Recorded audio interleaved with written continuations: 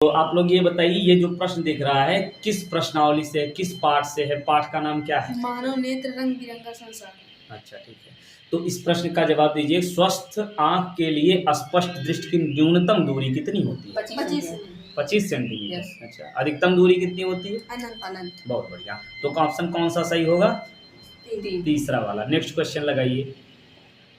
अगला प्रश्न है कि दूर दृष्टि दोष के कारण प्रतिबिंब बनता कहाँ है? रेटिना के पीछे। रेटिना के पीछे। अगर दूर दृष्टि दोष है तो रेटिना के पीछे बनेगा, और अगर स्वस्थ नेत्र होता तो कहाँ बनता? रेटिना पर। अगर यही हम कहें कि निकट दृष्टि दोष है तो रेटिना से आगे। वाह भाई, क्या बात है। चलिए नेक्स्ट लगाइए अगला प्रश्न।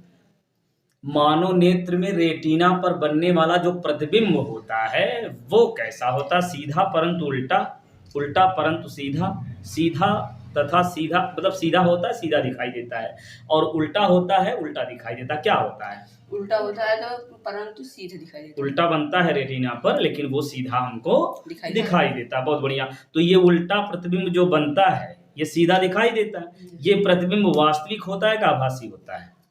वास्तविक। हाँ, वास्तविक प्रतिबिंब हमेशा सीधा उल्टा होता है। उल्टा होता है ना। वास्तविक प्रतिबिंब कैसा होता है? उल्टा। और आभासी वाला हमेशा सीधा होता है। बहुत बढ़िया। तो ऑप्शन दूसरा वाला सही है ना। चलिए नेक्स्ट लगाइए।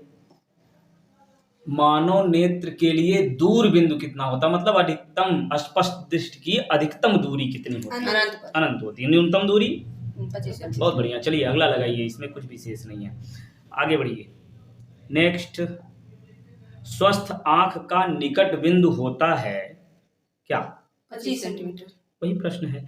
स्पष्ट दृष्टि की न्यूनतम दूरी अगर कही जाए तो वो भी 25 सेंटीमीटर ही होगा। देखिए ये प्रश्न कितनी बार पूछा गया। पहला वाला देखिए, पहला तरीके से जो पूछा गया 2020 में, फिर 2018, 22, 23 लगातार पूछा जा रहा है। चलिए नेक्स्ट क्वेश्चन लगाइए।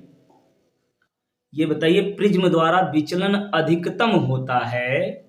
श्वेत प्रकाश को प्रिज्म से गुजारे जाने पर सबसे अधिक विचलन कोण किस रंग का होता है? बैगनी रंग। बहुत बढ़िया, क्या बात है। बैगनी रंग का विचलन, प्रकीर्णन, अपवर्तनांक सब चीजें ज्यादा होती हैं। ठीक है, सभी चीजें ज्यादा होती हैं। लाल रंग की कुछ चीजें ज्यादा होती है, जैसे तरंग दैर्ध्य और चाल, है ना। लाल रंग की क्या ज्यादा होती है? तरंग दैर्ध्य और चाल और तरंग दैर्ध्य। ऐसे याद करिए, लाल की चाल ज्यादा है।